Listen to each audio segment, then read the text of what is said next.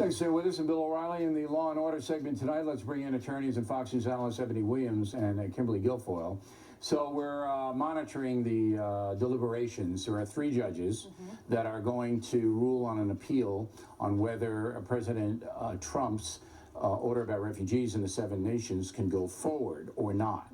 First of all, your prediction: will the order be allowed to go forward? The order should be allowed to go forward based on the law. However, will it? The Ninth Circuit Court of Appeals, I feel consistently over studying for 20 years, they are very liberal, and I think it'll come down to 2-1, and that they will favor, in fact, this temporary restraining order staying. Okay, so that goes to the Supreme Court after that? Where I do believe it will prevail. Do you feel the same way? Yeah, I think the statutory language is clear, Bill. President Trump has full authority on this, but I do agree with KG. The Ninth Circuit is very liberal. I think they're going to limit this So TRO once again, the judges will violate their oath, and they'll try to make policy rather than upholding the law. And I say that there are 2 liberal judges and 1 moderate judge who are listening to the case, because Ms. Guilfoyle now is going to read you, all right, the statute. Go ahead. And this clearly states that the president has the authority to do this. And this is federal law. Why? Correct. And this is federal law, USC 1182, Section F. Whenever the president finds that the entry of any aliens or of any class of aliens into the United States would be detrimental to the interests of the United States,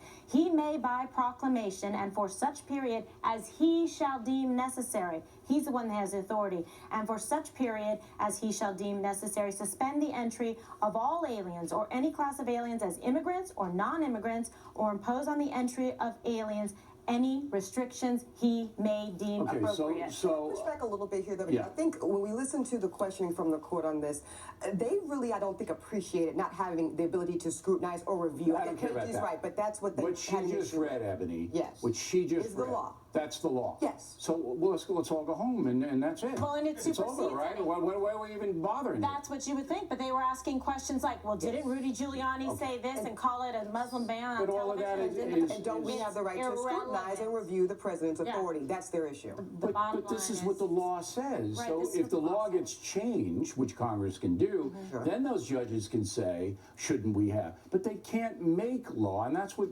our judicial system is becoming corrupt. Yeah, we don't want to act. No, you're right. Would you both agree that our judicial system is becoming corrupt? Correct. Because judges who get power then feel that they have the right to make law. Right. Guess what they're supposed to do, Bill? They're supposed to examine the president's executive order and look at the 4 corners of the document, whether they like it or not, and not ask all these other questions that are not pertinent to the issue. He has the authority based on this statute. The executive order specifically references this statute. And you both agree. I agree, but I think the tension I heard from the court tonight, Bill, was that they felt also conflicted around the constitutional requirements that they also sort of uphold. You're right, but I think they felt torn.